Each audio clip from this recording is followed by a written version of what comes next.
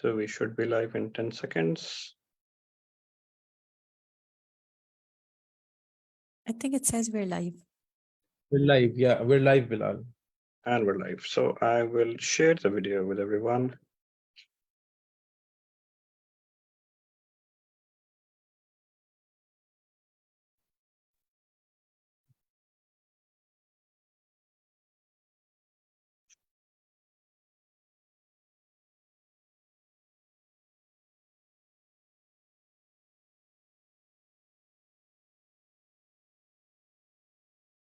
Can everyone see the video? Yes, Bilal. Yes, we can. Welcome to the future of entertainment, where video gaming is no longer just a hobby, but a multi-billion-dollar industry. The gaming industry is growing at an unprecedented rate, with millions of players and spectators worldwide. The rise of esports and competitive gaming has turned gaming into a professional sport, attracting massive audiences and sponsorships. The potential for even more innovation and excitement has never been greater, thanks to cutting-edge technology like virtual reality, augmented reality, and artificial intelligence. Picture yourself battling mythical beasts, traversing ancient civilizations, or venturing through unexplored galaxies, all without leaving your living room. Game developers are creating immersive experiences that blur the lines between reality and fantasy. The possibilities are limitless. The gaming industry also has limitless educational potential. With the help of engaging and interactive educational games, students of all ages can learn in a fun and accessible way. The gaming industry has also become a major force in the entertainment world, with games frequently adapted into movies, TV shows, and other forms of media. This has opened up new avenues for storytelling and created exciting new possibilities for the future. Get ready to join us for a thrilling panel discussion on unleashing the untapped potential of Pakistan's gaming industry. Together, we'll explore how cutting-edge technologies, the booming gaming culture, and groundbreaking methods of entertainment and education can propel the industry to unprecedented heights.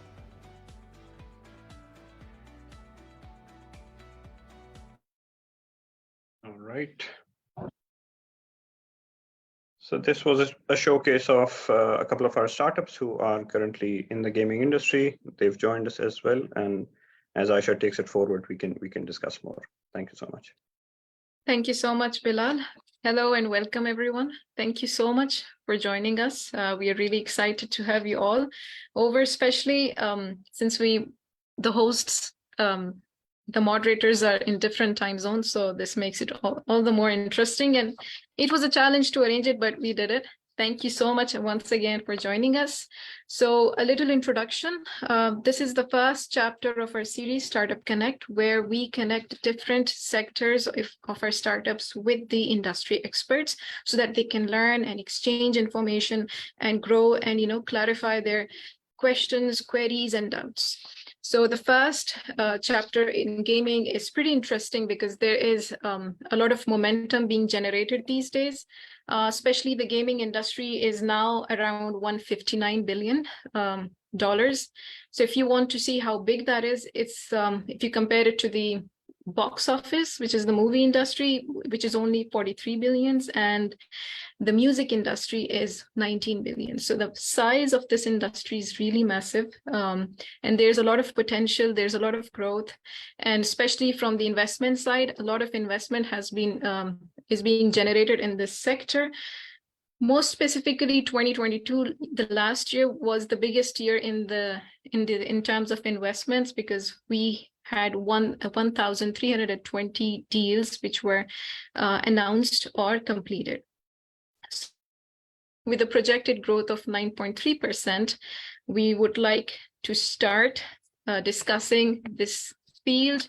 We have a number of startups from NIC Karachi, Hyderabad, and Peshawar who have joined us to have this interactive session with you all. So I start with introductions. Let me introduce our esteemed guests on this panel. So we start with Ms. Farah. So Farah Ali is the Vice President of Technology Growth Strategy at Electronic Arts. She's also a board advisor at the Bjork Center for Entrepreneurship at University of Washington and a technical advisor at Moderna Venture Labs. And she also is a board member for a few startups. Additionally, she is the co-founder of Pakistani Women in Computing. And she has a long list of achievements. I think if I keep going, we'll lose some time. So I'll move on to our second panelist, Mahum. Mahum works in the Switch platform team at Unity Technology and possesses over 5 years of industry experience. She is specialized in game development and Unity real-time engine along with virtual reality. So it's really good to have her on board. Some of our gaming developers, they do use the software, so that's going to be a really informative session for them. The third panelist we have is Imran Khan. He's founder of Raptor Games and is also one of the founding members of Rapid Compute. Imran has played a pivotal role in shaping the commercial landscape of the organization and also in setting up Rapid Compute's business strategy. The final panelist we have is Samar. Samar is a long friend of NIC Peshawar. She's the co-founder of Epiphany. Epiphany is basically acts as a catalyst for promoting and creating impact through entrepreneurship and all the emerging technologies. So she plays a really strong role in the startup ecosystem. Thank you so much for joining us today. And I think it's time we start the panel with the very first topic. First of all, we would like to get a picture of the global environment of the gaming industry. So Farah, I would direct my first question towards you. Based on your experience, your extensive experience in the industry, where do you see the gaming industry heading globally? What do you think are the projected trends? And where do you see major shifts in the gaming experience? There's been a lot of momentum going on, new technologies coming up, virtual reality, cloud computing. So please share a bit more about those.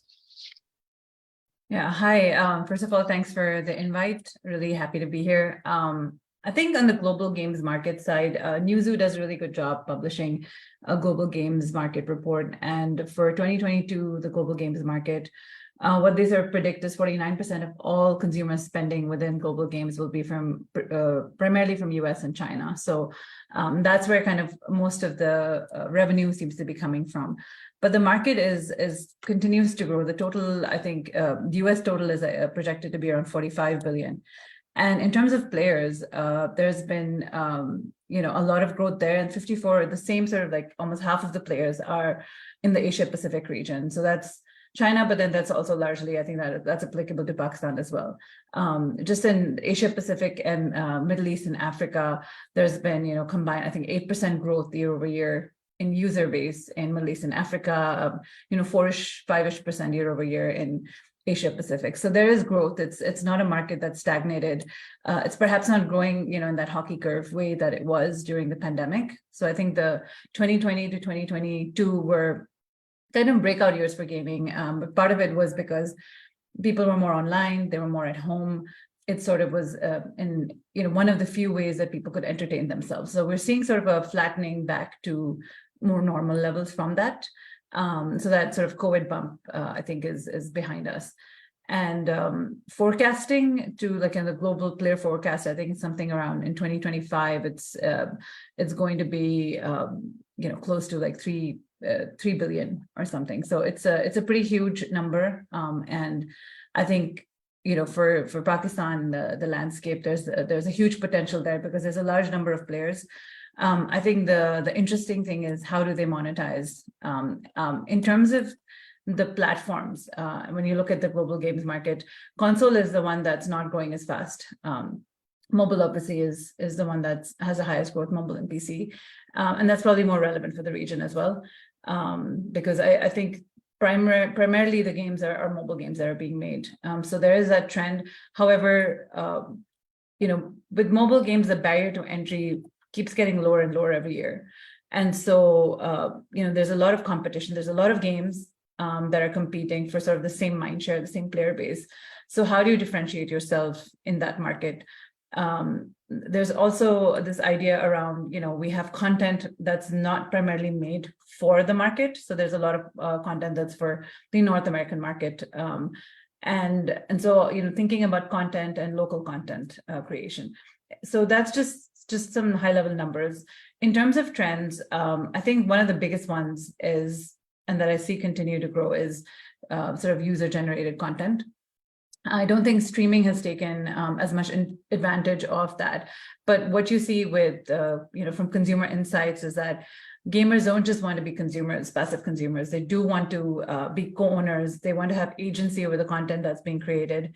I think that combined with the really fast innovation happening in generative AI, where you can take, text to assets in seconds, minutes, you can build entire levels. 2D is ripe. 3D, I'm seeing, I think just this morning, there was an announcement around, I think Google pushed out this announcement for, I think their new model that lets you do 2D to 3D textures.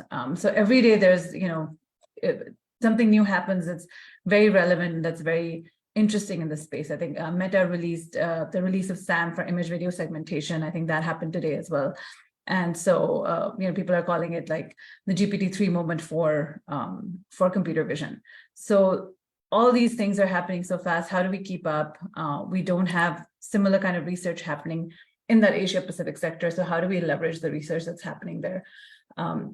But I definitely think generative AI will be very disruptive to gaming in general. And then just to kind of close off, because I think there's lots of topics, but I think one other thing that's also really interesting is that consumers are talking about, they don't just think about games as like a separate silo. So there's definitely a convergence between entertainment. And so it's like it's a platform for play, but there is not a lot of distinction people make between I'm going to watch something passively and I'm going to do this in this game. And so you're seeing that with Fortnite is trying to do a lot of that, where you have live events in the game, you have social connections in the game, and people are gravitating towards smaller, but more deeper, more meaningful connections. So it's, there's a population that's growing, that's looking for that social interaction within the experience of entertainment and gaming.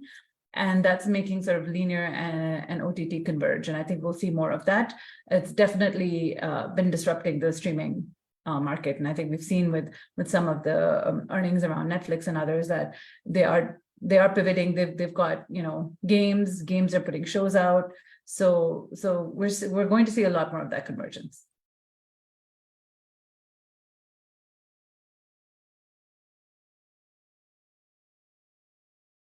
It seems like the pace of innovation in the gaming industry is at a really fast pace. And the question that you mentioned as well was that how do we keep up? How do Pakistani startups keep up? I think it is going to be a challenge. And hopefully, as we interact more and more such innovations come up, the latest one that you mentioned, hopefully we'll be able to catch up with them.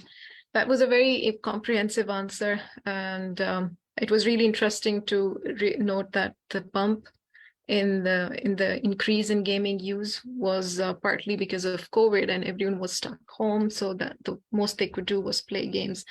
But I think there's also another a factor that's affecting the increased use of gaming is partly because of mobile games. As more and more people in countries like Pakistan and the developing countries, all of them, as the internet becomes cheaper, mobile phones become cheaper. Most of us have access to phones. Kids have phones now and they play games all the time. So I think the mobile usage of amongst the people, as well as the games being played on mobile phone, I think that's also projected to be one of the highest growing industry sector in the gaming industry. So thank you so much, Farah, for the detailed explanation. We'll move towards our second panelist, Mahum. Mahum, we'll get more technical with you. Tell us on the development side of the industry, because that's where your expertise is in. What can you tell our gaming industry, the people, the startups who are invested in this sector, who are developing games? What can they expect to see in terms of tools, technologies? What kind of support will they benefit from? And what skills, as Farah mentioned, that there's a lot of change, new technology coming. Even today, there's a release of another one. So what skills should they look forward to? What kind of skills should they learn and pick on and to prepare themselves to sort of compete with the global change and the momentum that we're seeing? Yes, well, thank you for the invitation. And I'll just slightly update my bio also because I gave my bio a little late. So I'm the quality area owner for Sony and Switch platforms in Unity. So that means the Android, iOS platforms that everyone is accustomed to. I'm the quality area owner for the Switch, PlayStation 4, PlayStation 5 ones. And I'm also the vice president for Pakistani Women in Computing and a Women in Games ambassador. So talking about tooling, like you said, it's pretty relevant to me and the development part. There are a lot of different things that are going to happen, which I see in the near future. The first and foremost is definitely the era of AI and data will continue. It will reign in the gaming sector also. We will see a lot of development, like Farah also mentioned, we will see the development of tools based on AI, a lot of different tools based on AI. Unity or itself launched their beta on GDC about their new tool where you can generate games just based off of simple text, and it will be converted into actual gaming commands, like actual programming commands, and not just programming commands, actual macros of Unity game objects, like moving around and adding stuff to it.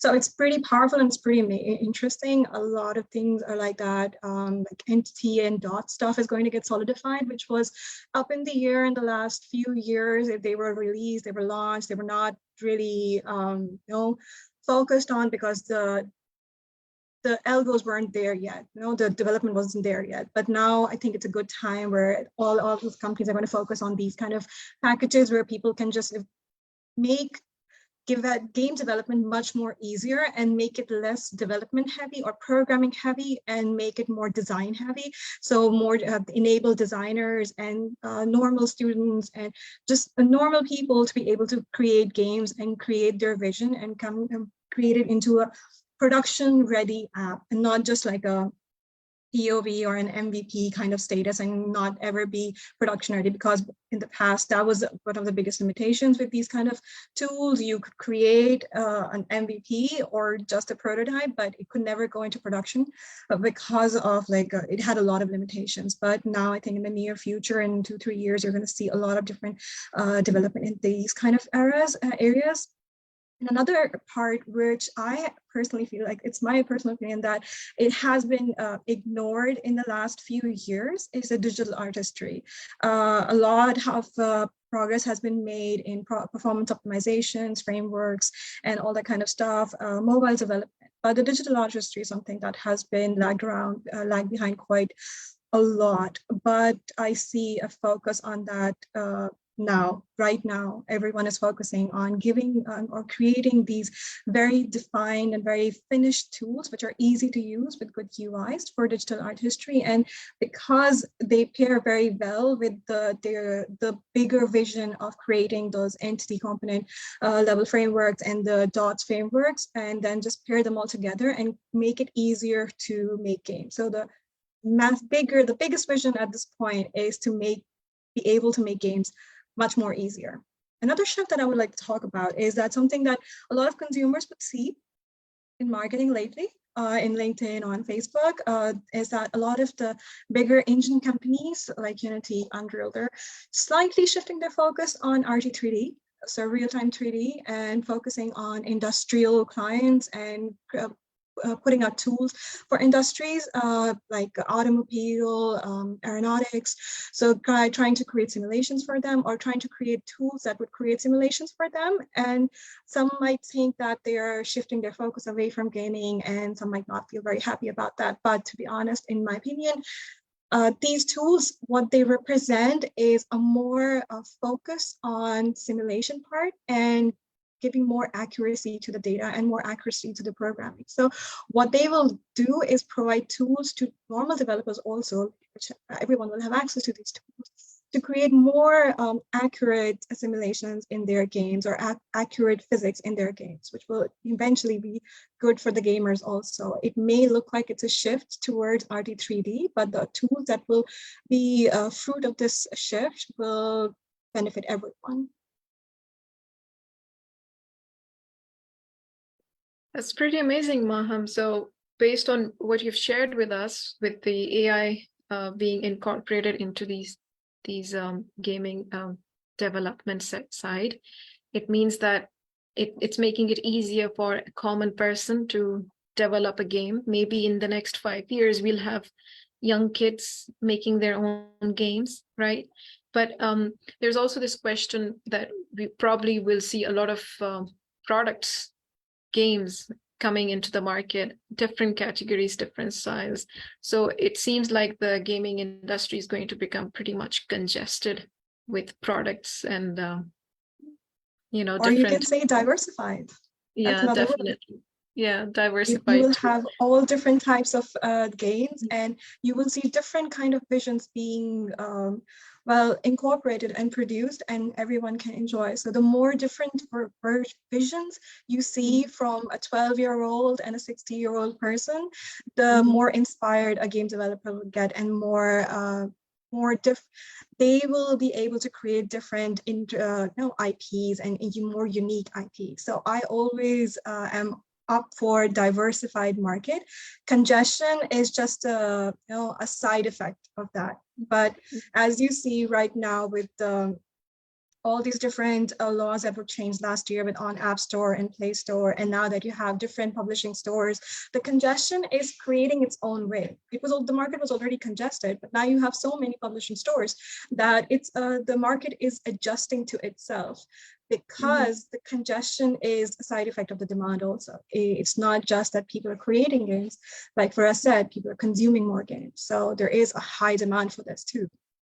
Yeah, so this is similar to the application when, making an application became easier. The softwares were developed to allow common people to learn quickly and develop games. So we had a spike in 96-year-old men making applications, young kids making applications. But at the same time, what do you think it means for the startups that we have right now? They can expect more tougher environment in the future? Competition, yes, I would say there would be competition, but they should also expect a different or diversified workforce also. They don't have to look for the very, the same traditional routes to get their resources, their engineers, their quality. I see that you will have a very diversified employees, and with that, you will have a very different, unique vision that comes into play. And then because the market is expanding and the market is changing quite fast right now, because of the expansion, you have a lot of different areas. So these areas, you create your niches and take these areas, and you will have more space to grow yourself. So I see it as a good part, because traditionally the gaming industry was very specific to Japan or US. Very rarely even Europe would come into play. It was Japan, US, Japan, US, Japan, US. But with the diversification, now you have a bigger market. You have different players coming into play. You have Middle East that is getting very, very active. North Africa is getting very, very active. So you have these new markets emerging. With new markets, you get new consumers. So you don't have to focus, like our startups don't have to focus on just one specific market, which was the traditional market of US. Japan, we couldn't because of the language barrier or the cultural barriers. So we will focus on North America, making money there. But with this diversification, I see that now you have different and closer to home markets that you can target and generate income from. Lovely. I think one of the issues that our startups had was like the human resources, the brain drain, and it is hard for them to get resources and, have them stay with them. So with this technology coming into the picture, that wouldn't be a problem in the few years. Thank you so much, Mahum, for the detailed answer. And this was very eye-opening for all of us. Our next panelist is Imran. So Imran, you have a gaming startup here in Pakistan, I believe, Raptor Games. So based on your experiences as a founder, where do you see Pakistani gaming industry in the global arena? And how has your own experience been as a founder of a gaming startup? Okay, thank you for that question, Aisha. So One of the biggest changes I've seen, I mean, even I've been involved in the gaming space for a couple of years now. My startup is fairly new, but I've been in the gaming space for quite a few years. And one of the biggest changes I've seen, generally, we must understand, is that the consumption patterns around games have changed drastically amongst the Pakistani population, especially as Mahum said, on the mobile side, or even Farah said on the mobile side. Now, games on mobile are competing with content applications like YouTube and mainly YouTube and other short video apps for people's attention span. Now you see kids, adults across all demographics, all parts of Pakistan, from tier 1 cities down to tier 2, tier 3, tier 4 cities. And gaming is a very large part of their mobile experience now, which is a stark difference from how it was around 3 to 4 years ago, where content consumed was mostly video, audio, and and static content. But now you will see that everybody is either playing hyper casual games or casual games or PUBG or Free Fire or something or the other, or whatever they feel like they can, because the consumption around gaming is quite neutral. You don't need to be very educated. You don't need to understand language or understand vernacular. It's very it's very icon driven. It's very human centric, the experience around it. And that brings me to the second point. Because the local consumption has gone up so much, I spent the last 2 weeks in Lahore with most of the major studios. We were working on a project together. And one of the biggest things that happened locally is a lot of the studios are now moving from a service-oriented approach to a product-oriented approach. Most of the large studios or even mid-sized studios in Pakistan were basically doing service delivery for international game development studios. So they were doing outsourced work. They weren't really focusing on producing their own IPs. They weren't really focusing on publishing their own IPs, and they were very happy making good money being outsourced partners for a lot of top studios. And there are some great studios that do outsourced work out of Lahore. But once they've seen the local consumption pattern changing over the last 2 years, you've seen a lot of local studios spend a lot of money producing local content for local consumption, and initially got it published internationally through partners. A lot of them are now also doing self-publishing, spending money and creating traction locally and internationally themselves. And now they're growing towards international publishing sometimes through themselves, sometimes through partners, because now the acceptability for the kind of content that they're creating and the quality of the content they're creating is actually on levels in which they can compete in international markets. There are a few studios out of Lahore that create multi-million-dollar revenue-generating games on the casual and hyper-casual level, publishing them in the region, and earning from different methods, from ad placement to microtransactions.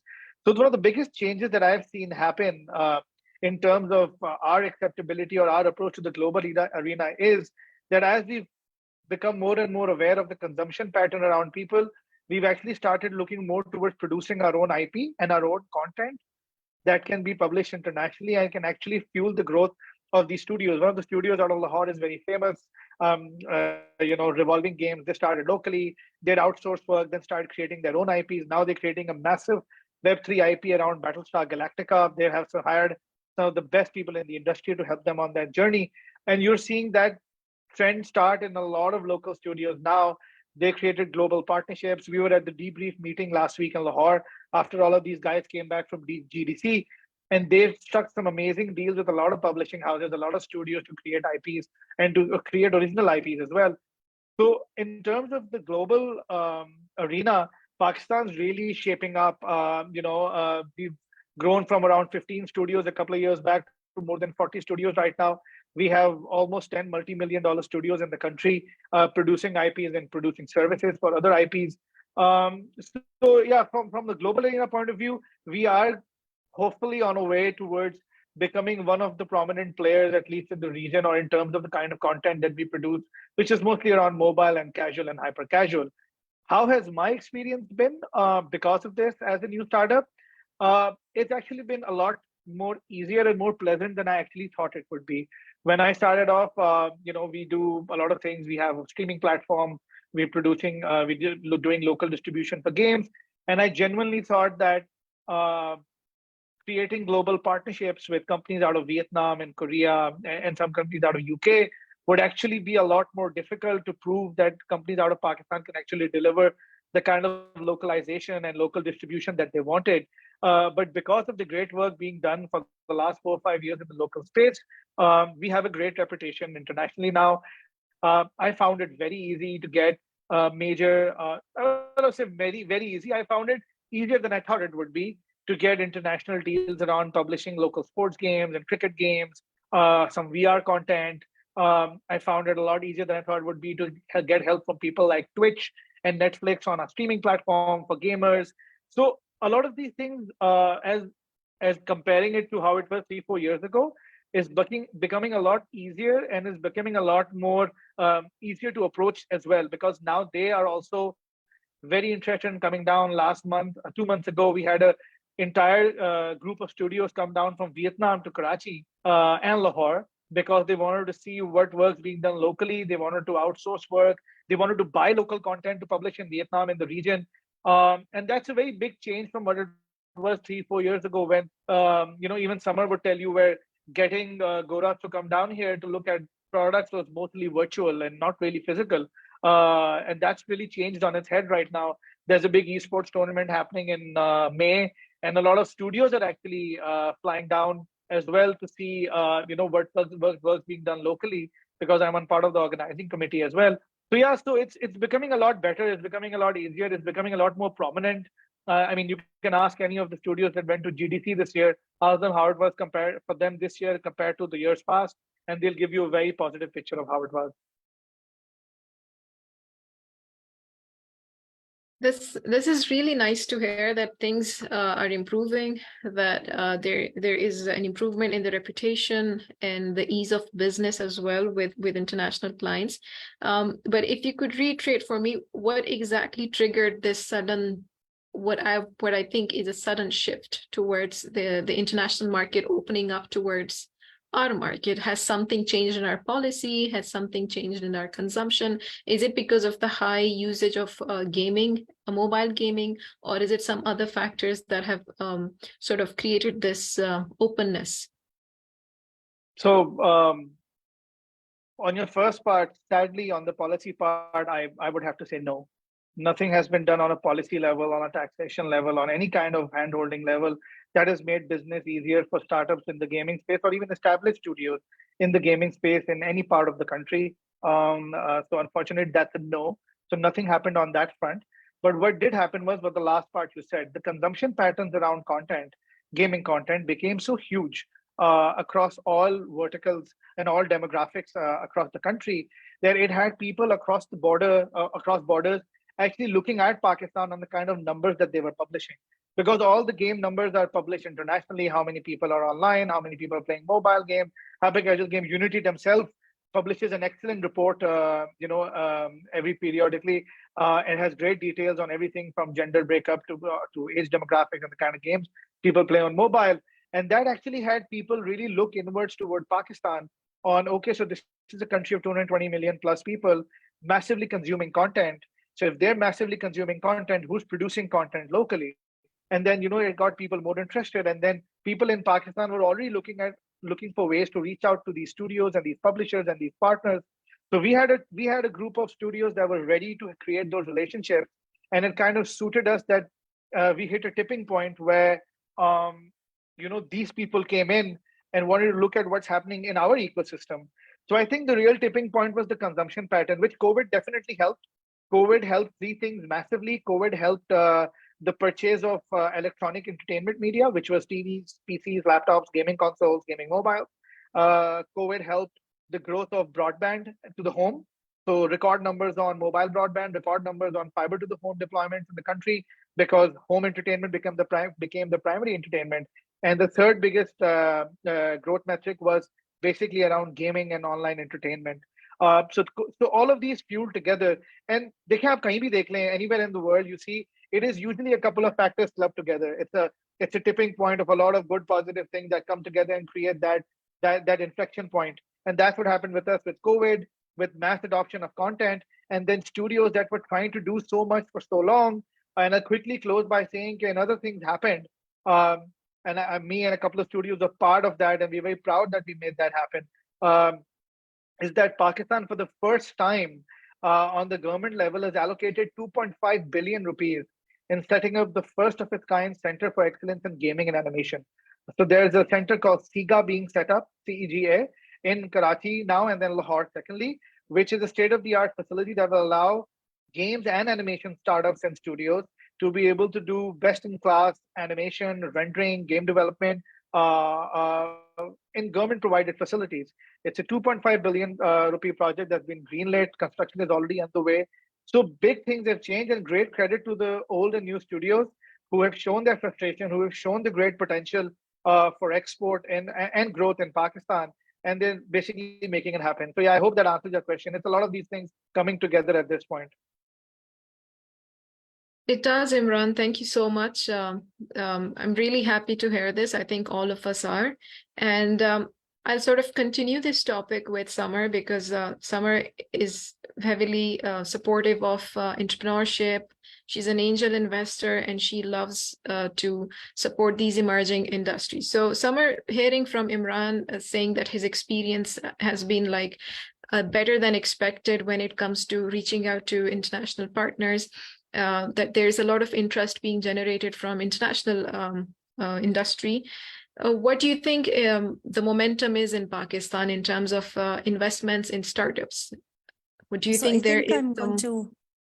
So first, for a lot of things, I'm actually going to echo what Imran is saying, right? So I started my journey into this. I'm still a student, but I started my interventions in the gaming ecosystem 3 years ago, with when COVID hit us, right? So I always thought that after 3 years into Epiphany, we would launch a new vertical, and I actually thought it would be fintech because my past experience was in financial inclusion and so on. But it ended up being gaming because we saw this huge, big opportunity in the games ecosystem. We already understand it's $1 billion industry.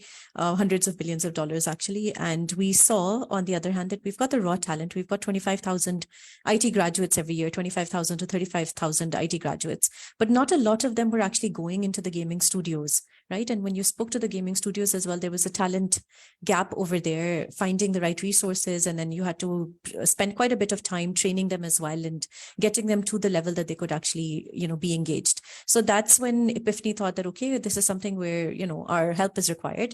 So we started delving deeper and deeper. And at that time, like Imran is rightly pointing out, initially when we started looking at people and trying to speak to them and trying to get them to come to our webinars to create that awareness and advocacy, they were the same faces that we saw again and again, right? There were a handful of people who were kind of let's say the pioneering leaders of the ecosystem. And in fact, Mahum knows this. That's the first time ever that we tried putting together something for the Pakistan gaming landscape. And I wanted CEO level, C-suite level, people. And I had a manel on my hand. I had all these male studios who confirmed, and the only female studio owner that I knew, she was unavailable. And then we had to organize a panel before the panel, right? So hence the beginning of the Wonder Women in the gaming world. But now there are a lot more women who are entering. Are they enough? Of course, they're not enough, right? But that's something which is across the board in STEM fields, that we see that there is lack of diversity or limited number of women who enter into the space. But I think by and large, that is obviously on a positive trend. It's improving, right? So those are the positives. The other big positive that we find, so when we started off, we were doing a lot of these webinars, organizing awareness, advocacy related conversations. Mindstorm Studios was the only other organization that was organizing game jams. And we also started organizing game jams, which are actually kind of like your equivalent to a hackathon, but the end product is a game. And for us, the reason to do that was because naturally there were limited pathways for young people to enter into the games ecosystem. So even if people are excited about making games, where do they go? So there are few degree programs that existed. Now there is more interest on the ground, and there are some new programs also which have been launched. For instance, Air University is just about to complete its first undergraduate game design and development degree program, right? So they're going to graduate for the first time. So we thought that this was a natural sort of pathway for them. Just take anybody in. So the barriers to entry were very low. You didn't have to be a game designer, developer, anything. You just had to be an enthusiast, maybe a developer, maybe a designer. We would form your teams if you didn't have a team in place either, right? So creating those pathways. And now what we see is, we saw last year, we saw ITCN do a full-fledged gaming track. Grace, thanks to Imran, right? But there was interest at ITCN to mobilize a full-fledged gaming track. Same thing that we saw with 92 Disrupt, right? So mainstream conference, which never used to have panels on gaming, and there were 3 different panels on 3 different locations like Lahore, Islamabad, and Karachi.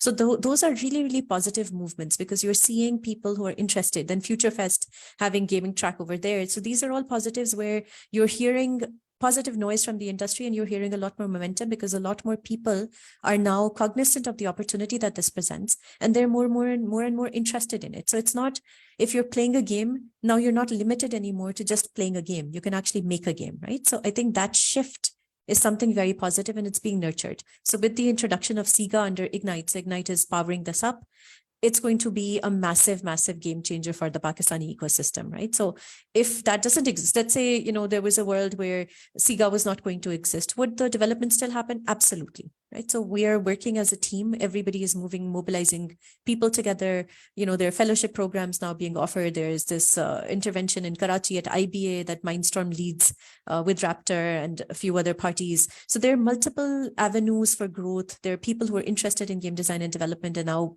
people like us who play a role between the industry and between academia, let's say, or other parties. We're trying to bridge that particular gap. So it would have still happened, but I think it's going to give a huge momentum once we have these centers where anybody can actually go get trained. So there's a huge component of training over there. So if you don't know how to use a particular software, you will learn how to use different game engines. B, there's training on VFX side as well. So you're going to be able to create better graphics, better film, better media content. So I think that's, again, a very, very positive movement.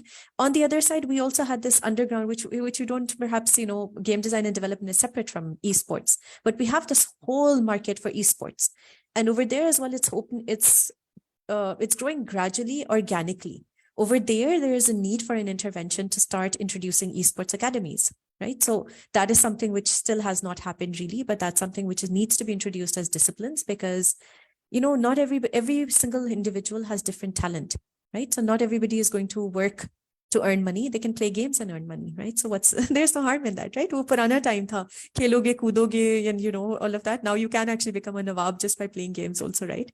So there's that important thing. The other piece that you mentioned, right? You highlighted it a little while back about the use of technology. And there's always this, there are people who are going to be dismayed that, oh my God, there's artificial intelligence and this is going to create problems for us. And, designers are going to become extinct and so on and so forth. But at the same time, it presents this huge opportunity. So just today, there's a colleague of ours who works at 10 Pearls. He's a game designer. And he has put out this amazing short video, an animated video that he's done around Ramzan. And he's created it simply using AI, right? So it's an AI voiceover.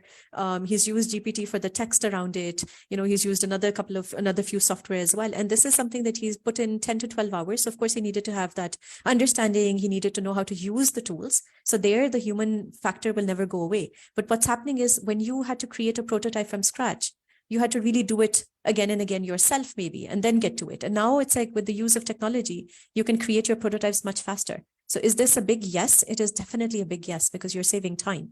And in terms of games, when you're looking at it, the quicker you iterate your model, the quicker you put it out in the market, the quicker you expose your product to the audience, to the consumers, the better it is, because then you want to tweak it, you will get feedback, you will understand this works, this doesn't work, and so on and so forth, right?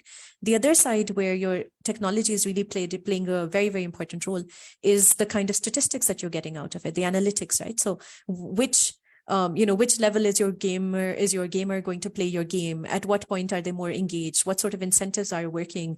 What is the level of difficulty that you need to have? All of these things. Now there's data that can inform your player's journey, right? So all of these things, you trying to do it manually is very different. So I think these are all very, very positive signs, positive developments. One more thing, and this is like a shameless plug, okay? Shameless marketing plug over here. But one of the things also that we are trying to do, right? So 2 years ago, we organized the first, a year and a half ago, we organized the first, I would say, international level conference, which was all virtual. It was a 2-day conference. And the whole idea to do it was to bring more and more spotlight onto Pakistan. So all of the who's who of the gaming ecosystem in Pakistan were there as speakers. But on the other side, we had more international speakers than local speakers because of the virtual nature of it. So now we're trying to do this in person on the 18th of May in Lahore. So I would really welcome everybody on the call, right? So we have a lot of people who have their gaming startups, some of whom we know also. Participate, right? Come be part of the conference. It's a one-day conference. There are tons of workshops, a lot of programming, a lot of fireside chats, panels. There's also a pitching segment as well, Pitch It to Win It, which is a competitive one because we only have space for 5 to 6 startups. And we're bringing in 2 international investors for it. One is Shuruk Partners, which has invested in Pakistan already. It has a gaming focus. It has a very clear gaming vertical that they focus on. On the other side is SOSV, which has made 16, 17 investments in Pakistan, some of them, and they're also investing in Web 3.0 and so on, other space as well, creative industry. So I would say for everybody, this is an open invitation. Follow us on LinkedIn, 1018 Con exists. The website is going to be launched soon, okay? I can't say because the website guys are taking too long, but soon, right? So I would say that, and come and meet the people, because you're going to get inspired. All of these people, the ones who started 20 years ago, 15 years ago, they struggled. And right now is the good time, right? Right now, it's all of the support is coming together to facilitate. Also, there's a very, very strong Pasha's, AGG committee that has come out, and they're really trying to be very supportive for newbies who are coming into the market, right? So like Imran is saying, I completely agree. When I entered into the space, I didn't know, and I had to learn, right? And there were people who were willing to help and help me understand until today, right? These are the same people I go back to again and again for my agenda setting and, for who should I invite as speakers, who's a good speaker, who's not a good speaker, help me raise money, right? Everything comes down to the ecosystem. So I would say it's a very close-knit industry, and it's becoming even more, well developed. And I think the other side, the final note that I would like to say is finally, I think, so 3 years ago, I was talking about how if we keep talking about, $1.7 billion that we are bringing into Pakistan through tech exports, if we only focused on games, the number would increase far faster,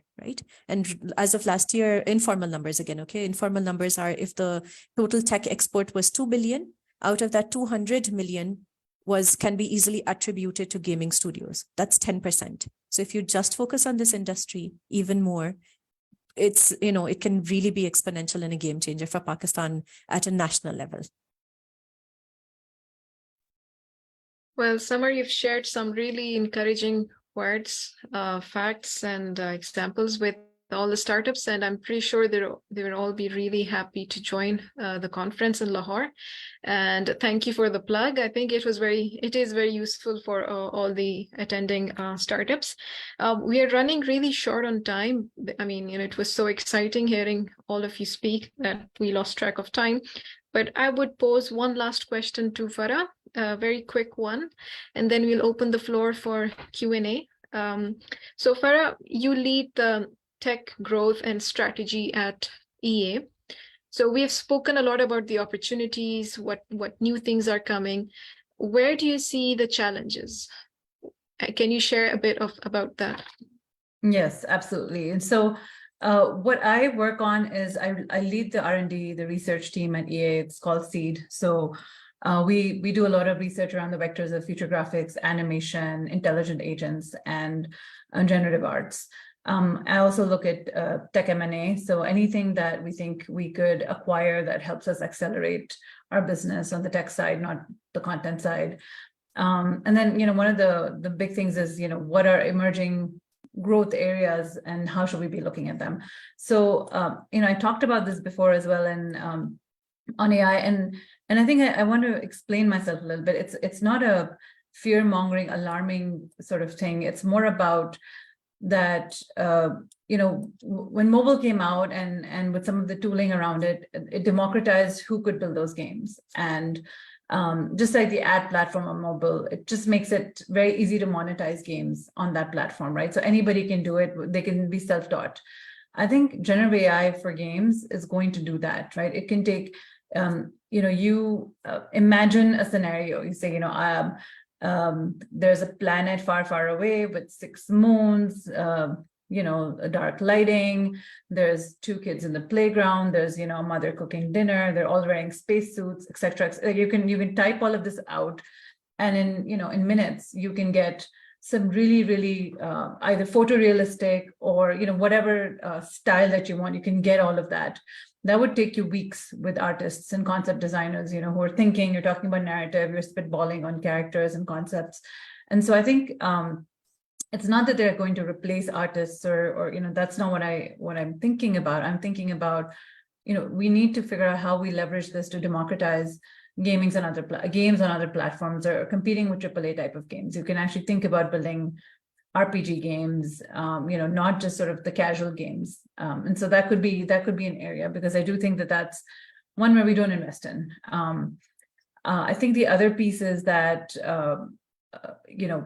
IDFA changes definitely had a big impact on gaming in Pakistan, right? And so if our core business models are going to be around, relying on platforms, and the underlying platform can go kind of pull the rug out from you anytime, that's hard to build a core business around, right? So it's also start thinking about what are other business models. People don't pay to play your game. What are other ways that you can make that happen? So free to play is probably the most primary, and Samar, you can correct me if I'm wrong, but it seems like that's the primary methodology. And so we're very, very reliant on the underlying platform. So, thinking about that, thinking about how do you build kind of core revenue business, think about different business models that doesn't exist in other markets because they don't make sense for other markets. So I would say just these two. And then I think the third, there's a lot more interest, like I said, in player autonomy and player agency and sort of converging experiences, not just gaming being gaming, but looking at kind of your whole social ecosystem within that. So I think those three are going to be pretty interesting going forward. In terms of, I think, challenges, I think similarly, the speed of innovation in these areas, it's crazy, right? Like the last 4 months have been astounding for large language models and foundation models there. I think everybody, the smartest people in tech have been surprised, and companies that have been doing research in that area have been surprised. And I think the pace is going to keep happening. And so some of these things I'm talking about, indie studios can now build games that rival some AAA games. And so how do you out innovate? And if you don't do local research, if you don't have that level of development, what do you do? The second is, I think, Imran, you talked about, local IP and sort of, I think the one good thing that was very interesting for me to see is almost all studios are both developers and publishers in Pakistan. So they do have that capability. But, developing IP, local content is not a thing that happens. And I think one of the things that I've noticed is the producers, that having kind of the right kind of producers, concept artists, not artists, but like a narrative end to end. I think that's where we sort of need to build that strength. That doesn't come from your degree, right? It comes from having broad experiences. It comes from having a wide variety of exposure to a wide variety of entertainment, having refined tastes around different things, and being able to combine all of that.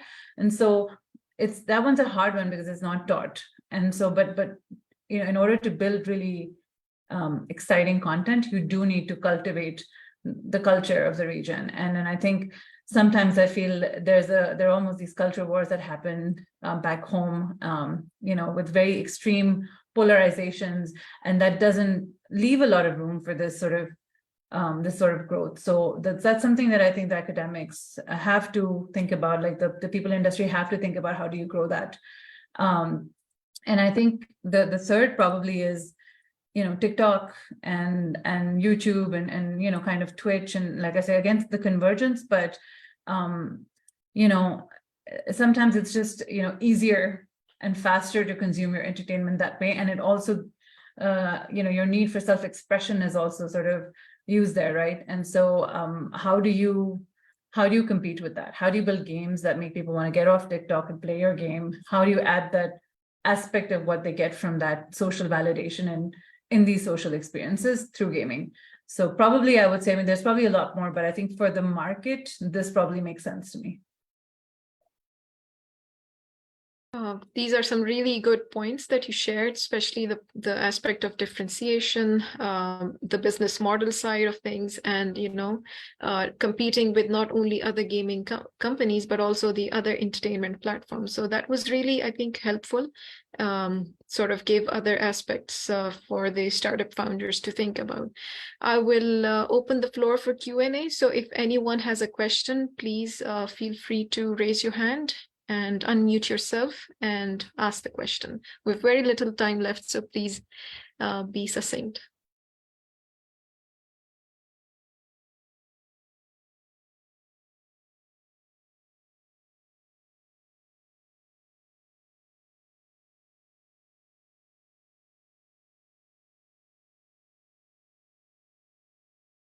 If you don't ask, you run the risk of us speaking some more, okay, Hello? guys? So Sorry, Okay, hello. Imran. Can you guys hear me? This is Imran. Yes, As we can hear you, gentleman. Imran. Samar, Imran, everyone, Mahum, a great discussion and great insights. Thank you so much for this.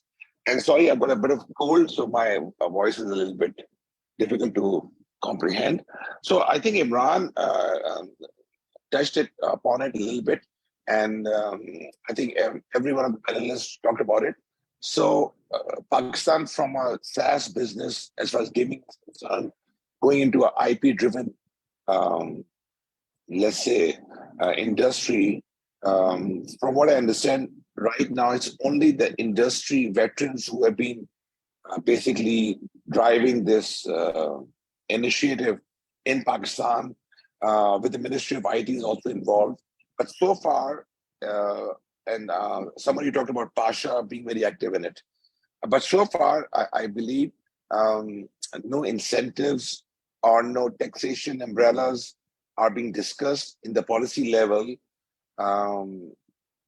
as far as this big business or this big opportunity is concerned. We all know how big the opportunity is, but where do we stand as an industry? How far are we pushing together internally and externally on the policy level? Are we lobbying it, or what are the roadmap which any of you panelists think is happening or can happen? Thank you. I mean, I can give a quick sort of thought, and if then others want to jump in. But I think what happened in GDC and the involvement of Pasha and the State Department and USAID, and then Open Silicon Valley and kind of Open supporting them in PVIC, I haven't seen that level of sort of kind of bringing people together. There was definitely a lot of business contacts that were made. But I think what lacks is like a cohesive, here's our vision. If we're this collective that wants to drive, policy around, entertainment and technology and media and entertainment in Pakistan, there is no, what's our vision? What's the group? And what are if we want changes at the policy level, what are those changes? And then who are the right people to help us advocate for them? Because again, like I said, it's not just gaming. That goes for content that gets produced on TV. That goes for, OTT streaming platforms as well. So there should be some sort of, set of people working on that together, almost as I'm sure there's a government department somewhere that is supposed to do this that isn't doing it. So how do you talk to them? And I think like NIC Peshawar, these are all folks that are working in and around these areas. So we probably need sort of somebody who is a good organizer to kind of step up and say like, here's kind of our mission, here's how we want to unite. Because for example, this cohort went to GDC, some self-paid, some were maybe sponsored. Okay, when you go there, you get an exposure to a lot of people.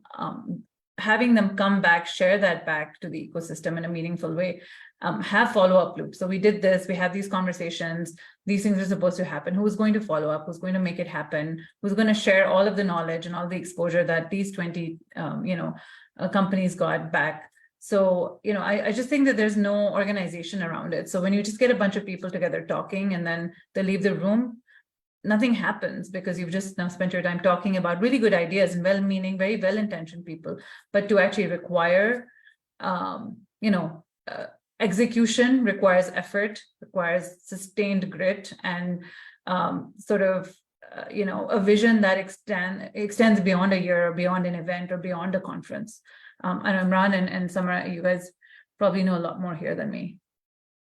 Yeah, so I'll add to what you just said, and that's actually what's lacking, and I 100% agree with you. Farah, there's a tendency not to do a look back on efforts that have been made in the past and to see if they've ever come around full circle and produced any kind of result.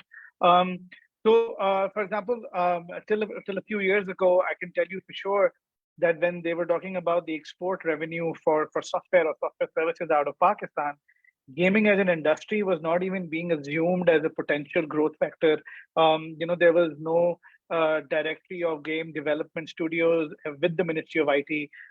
They had details of every big and small software house, but they really wouldn't know how many game studios there were, how many game development studios there were, how many service studios there were, and they didn't even know the growth metric around them and what they need for them to grow. And then I mentioned the Vietnamese company VNG. They came into Pakistan about 3 months back, and we asked them, and they told us a story about how Vietnam had grown both in terms of publishing and in terms of game IP production and regional growth.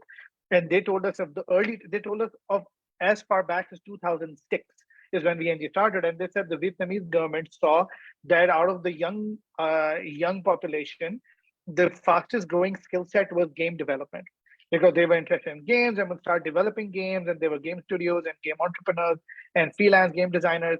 And they said the government stood up and took notice, created a directory, met a lot of these studios, did meetups all over the country, changed curriculum in universities and schools to reflect that kind of a focus and that direction, and then started liaising with what would be their equivalent of the Trade Development Authority of Pakistan, their equivalent of this.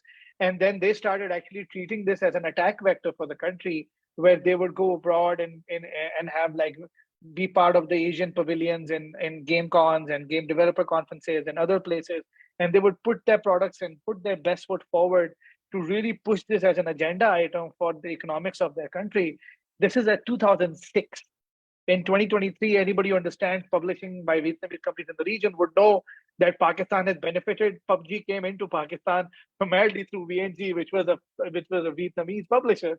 So there needs to be a really precise focus in understanding the impact that the game economy can have in the country, because it's all economically driven. Once people start realizing that and making policies according to it, then they will do things that can help it out. But like I said, that needs to be a focused effort. The private sector can definitely only do so much because they have to run businesses as well.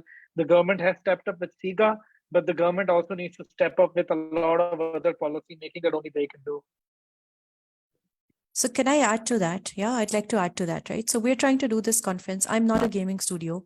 I'm not a developer. We don't have developers in the company. We don't have designers. We're not producing games, right? So we took up this mantle simply to support the industry, and actually we're servicing the industry because we think that it has huge potential. Right now at this point in time, and this is going publicly, so okay, that's fine, because we've reached out to all of the government entities, but by policy, by design, whatever, they're unable to fund this whole conference, right? So at the end of the day, we're reaching out to friends, to partners, trying to do things in a barter sort of a manner to make this happen, simply because I've gone crazy and I've said, now I've got to do it, right? So I've put out I've said it. I've said that I'm going to do it now. So I've got to do it now, right? And I've got to do it because in November, when we did it, we received such positive feedback and people are waiting for it. So there is definitely that demand that we see, and we see that role that, we can play. So now coming back, I think Imran is absolutely right. And Farah is absolutely right as well. So as a country, what is our policy anyway, right? Do we have a national strategy for anything that we're doing actually? Right? If we did have a national strategy, we would know exactly which verticals to work on. All of the incubation centers, the new ones that are being set up, initially, it's fine. It was a learning curve, but all the new incubator centers that we would set up, or the accelerators, or all of the activities, the research funding that we're giving out to the HEC, everything would be around that national vision, which would say agri is really important for us, climate is really important for us, games are important for us, and so AI is important for us, emerging tech, whatever. But that as a strategy, I feel that as a country, we're lagging behind. However, that also presents that opportunity only within the game space, because now we've got a collective. So at least we've got that collective now, which didn't exist before. So that's like the positive. But I really feel that now... Some really sorry to cut you. I think Imran has to leave. So if we can take a few questions that we had on Facebook. Sure. Aisha, if you can read them out. Really sorry, Samar. No worries. Hi, guys. Guys, sorry, you can yeah, go ahead. Yeah. Ask a question, please. Okay. Yeah, this is Samar Khan, the founder of Khelo. Basically, we are building up the gaming app for the games and for the edtech as well. I just want to know the views on the both inclusively games and edtech. What do you guys think about that? Second of all, my concern and the thing is, we don't find any official stats when you talk about local market. So we have around 36 million users in Pakistan, but we have no idea how much they're spending right now. There's nothing officially over there. We don't know how many spenders are there, what are their demographics and all. Do you guys can put some light on it? Like how can we do all of that? Because I'm working on the local market. We're talking about Pakistan. So we do have, and we understand Pasha has given some stats on that we have 100 million revenue coming from the gaming industry today. But that is only when we're exporting and we're building up for the gaming apps. But for the itself app, when you talk about game app revenue, in-app revenue, we don't find those stats. Can you put some light on that? To add to this, because this your second question is very similar to the first one that was asked, and it asks for a governing body or any kind of body that actually focuses on data collection, running some initiatives, talking to the government.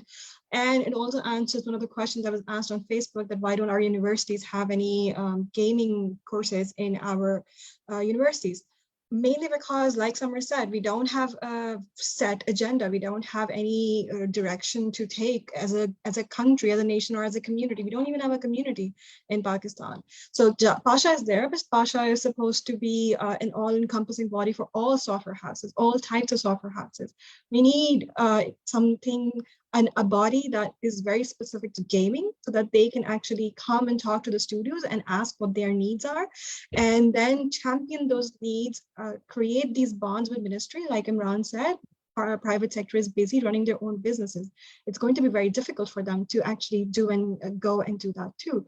So we need something similar to Pasha for very specific to gaming, so that they can create, and not just internally in Pakistan, but outside, like people like me and Farah who are in US and Germany, talk to us, create connections through us, leverage these connections that are outside Pakistan and really want to bring a revenue in back to the country. But that is something I'm not sure who can take an initiative for that, but someone, whenever they do, I'll be here always to support that. All right, thank you. Farhad, can we move to the next question, please? Yeah, Yes, sure. so- Right. Hello, Yes, everyone. My name is Nabil Khyal, and I'm a co-founder of Gamemotivity. So I have a very specific question for Farah. So as we know that EA Sport has produced such a great AAA title games. So what are those challenges, and why hasn't Pakistan produced any AAA game yet? So, Yeah, I mean, I think it's not a simple binary question. I think lots of reasons. I think it goes back to content creation. You look at cinema coming from other parts of the world. You look at music, and you look at how we're competing there internationally. So I think it's just another form of entertainment. If we're not able to think about content that is globally appealing, I think that's one. If you look at some of the content that gets presented on local television, it's fine for our local audiences, but a lot of that is not something that would translate well to global audiences. Second is, I think, skill, right? We just don't have a lot of people who can build game for consoles, and who understand all that it takes to actually go from motion capture all the way to production. And I think the third is licensing, probably, right? A lot of the sports games that you see out there, they also require sort of the relationships and the licensing, and the brand name that comes with it. And so to some extent, some of those licensing deals will only go to certain places where the brand already exists. But in other cases, new and emerging, PSL, we can build a fantastic ecosystem around that. Maybe that's something we can try and think about. How would we be able to build a AAA ecosystem around that? But those are like three kind of easy answers, but actually it's a very complicated question with a lot of complicated reasons, and probably take a longer session to chat about. A great question. We have another question from Umar, Horizon Games. So Sure. they want to know, how do we design the economy for mobile games so that more in-app purchases are done? Do you think, Mahum, Farah, do you have any recommendations for them? They struggle with increasing in-app revenues. I think Farah gave answer in the chat. She shared a document. I think that was someone asking for how they can learn more about it. Yeah, but I think in general, it's not, there's no like one rule for like, okay, here's how you can change, increase in app purchases. You have to look at the game, you have to look at the core loops, you have to look at the metrics around when are people churning, when are people buying, how long the session length is at a particular point of time, what's your daily active users looking like, weekly active, sort of, you have to be looking at, like, I think someone mentioned earlier, the player journey and where they drop off, where they are actually engaging more, and then build your economy around that. So it's not, again, not a simple question and answer. It actually requires you sitting down and requires A/B testing, right? So you just don't push one thing out there and that's it. You need to have a framework in your game where you can keep testing the economy, and you can keep doing different things, and you keep measuring experiments against each other, so that the better performing experiment is the one that you turn on, and then you keep improving your models. So one of the things that I'd like to just add on to that, right? There are tons of people over here in Pakistan. So I'm just going to take a few names. So Imran is here, Yasser Ravan from Mindstorm Studios, Ali from Frag Games, etc. You can reach out to them and just ask for their advice, right? So they do this for a living and they're very happy to give back also to the community. So kind of discuss it with other people as well and receive feedback on your game from them as well. I think we have last question, and Farah has to leave as well. Thank you so much, Farah.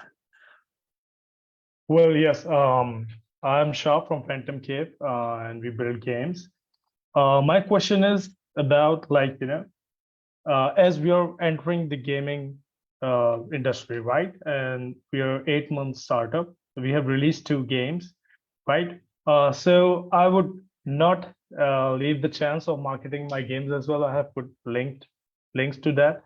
So how, how and where we can find the good publishers in Pakistan, or someone, investing in Pakistani games. Like Lion Studio is one who's doing it, but I wanted to know about, if there is a grant from the Unity side, or, like Epic Game have their grants as well.